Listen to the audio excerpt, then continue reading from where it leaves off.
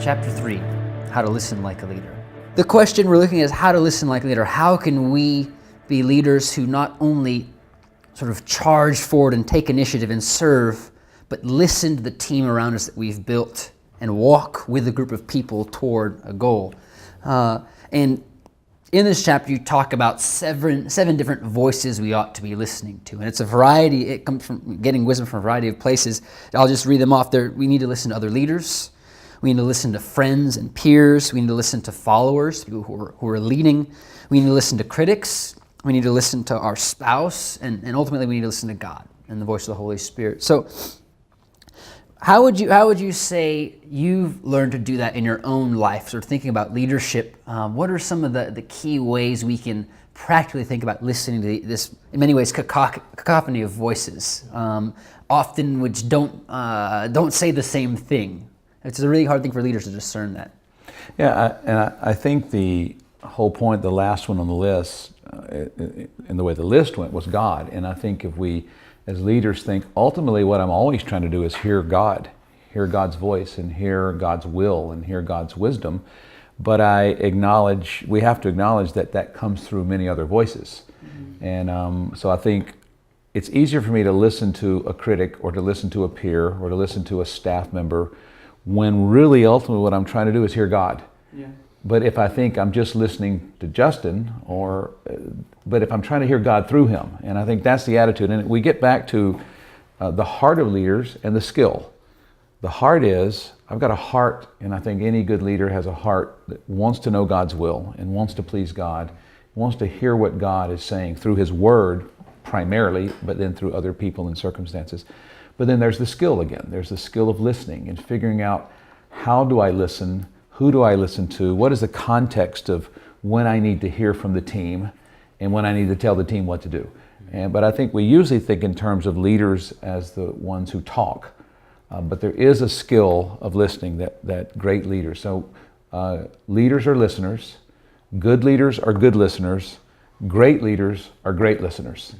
And the more we develop the skill of listening, the better leaders will be. If we listen to the right voices, and a balance of the right voices with the ultimate voice we're trying to hear is God. So Steve, in my context as a campus minister, I serve on a team of people who are working towards the same goal together. There have been a couple of different times where maybe me or one of our staff people feel like we've heard from God, but we tend to be in disagreement about things. How do we lead with a group of people when some person or me maybe feel like we've heard from God, but there's still disagreement there? Okay, that's a tough question, because ultimately we are trying to discern God's will and God's voice and through His Word and through the people around us and the circumstances. But I think when we hear, and if it's not clear, we continue to pray. Maybe sometimes that means that we're not ready to make a decision. Sometimes that just delays us. But ultimately, the leader has to make a decision. And I can think, I was asked one time as a leader, what do you do when you've heard from God and no one on your team agrees? My response was, well, I realize I haven't heard from God when I'm the only one who thinks that. But the truth is, I can think of one time in 30 plus years of ministry when I was the only one. And I knew it, and we went forward anyway. But that's the only time I can think of that I actually played the card as the leader to make the decision, even though I was a lone voice. And in over 3 decades of ministry leadership, I can't recall the time when I've ever done that besides that one time. It's usually trying to find the consensus and trying to find what are the voices and what is, and if no one agrees with me, I'm usually wrong. And when I'm the only one who thinks this, it usually means either the timing is wrong, or the idea is wrong, or the way I'm going about it is wrong. And as a leader, we have to acknowledge that. We have to embrace that. And there might be that one exception every 30 years where we do it anyway. But that is the exception, not the rule. Yeah. In many ways, all of these voices are opportunities for you to see perhaps where you're wrong, or where you need adjustment or correction, or need to think differently. But perhaps the most difficult voice to listen to on the list we discussed in this chapter is the voice of the critic. So how do you filter critical voices that are either speaking complete nonsense or speaking the truth or a little bit of truth but not speaking it in love? How do you recommend both for established leaders and emerging leaders to sort through that? Because that may be the easiest thing would be ignore your critics, but you argue that we need to listen to them and think about what they say. Well, first of all, let me be clear that I do ignore anonymous critics. Any pastor will get offering envelopes in the offering bag sometimes that don't have any offering in it, but they're offering advice and how you should preach and what you should do as a leader. And those that are not signed, I ignore. I don't even read them. So I'm not listening to all criticism, but those who are willing to actually have a conversation, then I think it's worth listening to. And I go back to Acts 6.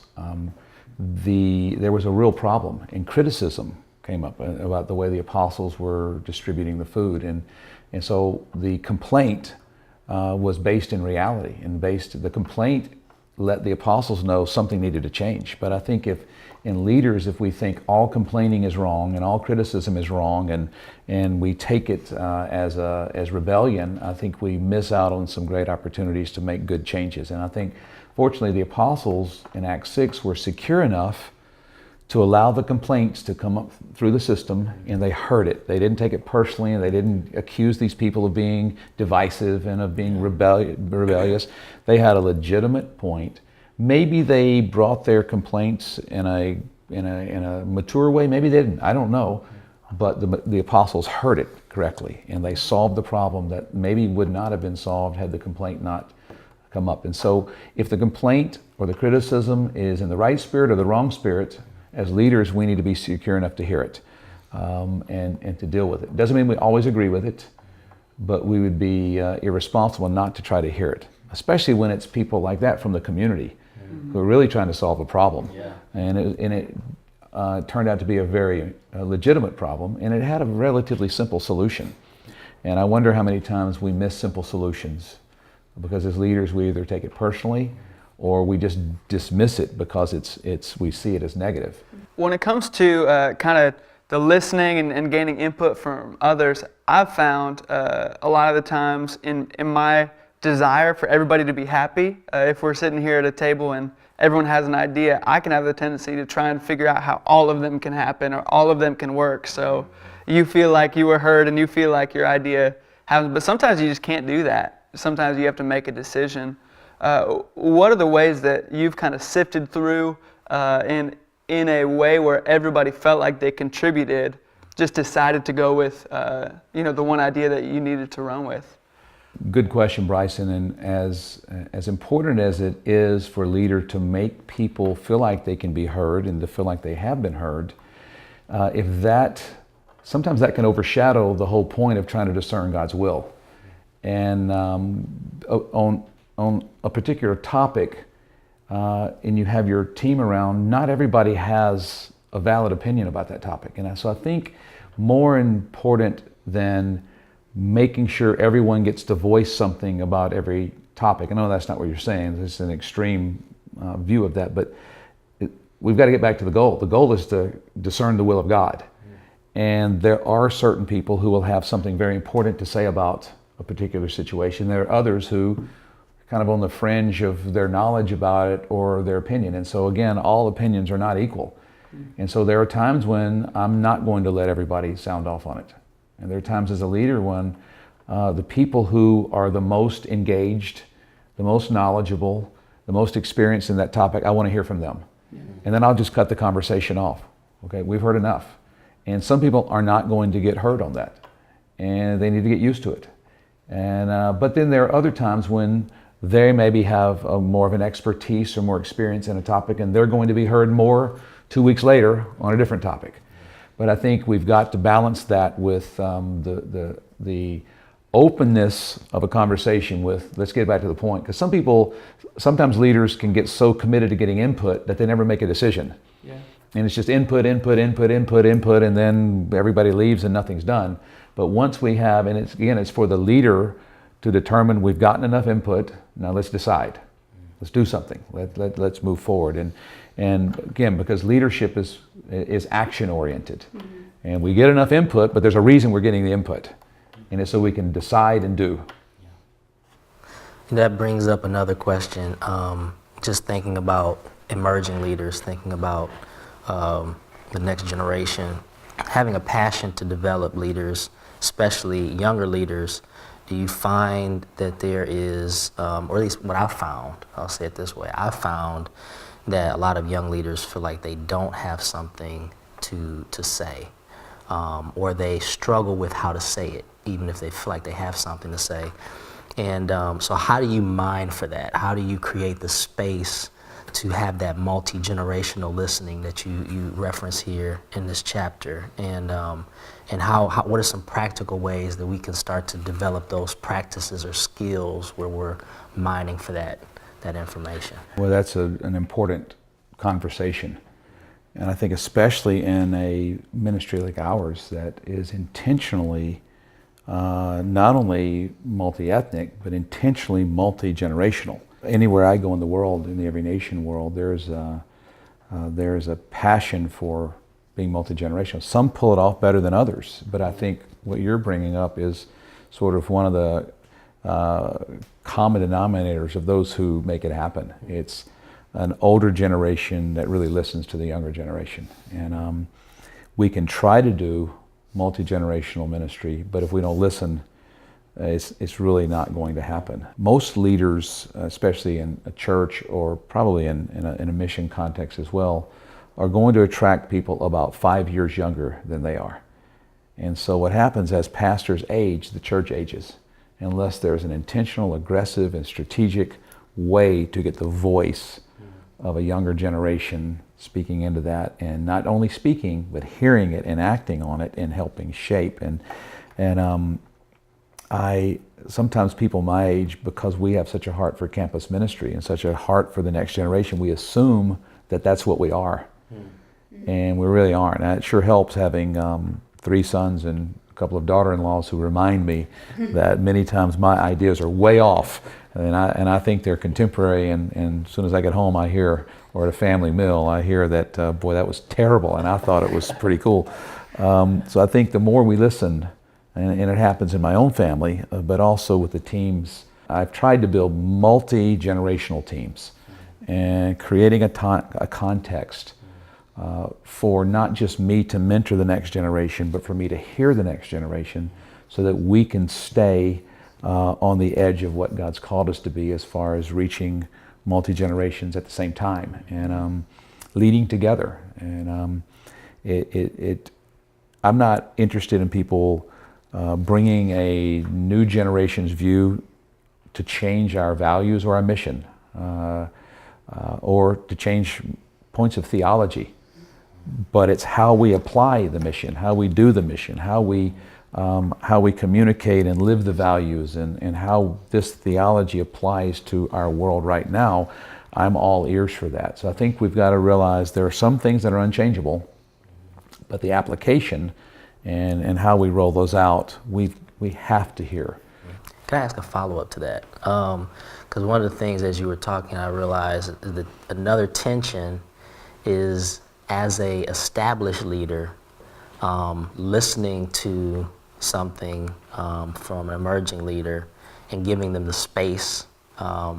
There's a tension there on, they could propose something that might fail, or they could make a mistake, or they could be venturing into a territory that maybe is something that you've experienced, but I guess my question is more so, how much intentionality does there have to be to allow those emerging leaders to make those mistakes, even if sometimes you might take a step back in order for them to be developed? When people my age bring that question up, sometimes the implication is that people my age don't make those mistakes. So it's like, okay, how much room do we get the younger generation to make mistakes, as if we don't make them? We made and still make plenty of mistakes. And so I don't think it's like, okay, we can either have a mistake-free leadership and the old guys do it, or we can risk mistake. We're going to have mistakes one way or the other. It's, do we turn those mistakes into learning opportunities for the next generation or not, or do we just keep making them ourselves? But on a bigger picture, I think, and I think about you guys, when the age gap between me and everyone at this table makes a couple of generations of leadership. But the reality is, all of us are established leaders, everyone on this table, in certain context, and emerging leaders in other context. And in other words, you're leading from the middle. And I think what we have to do, we talk a lot about being an upcoming leader or being an older leader. But the truth is, most of our leadership is done from the middle. We're following one generation and we're leading another. And I think that leading from the middle, I think about Joshua. And if you remember Joshua, so many times Moses included Joshua in moments, significant moments. But sometimes he wasn't fully included. Like he got to go halfway up Mount Sinai.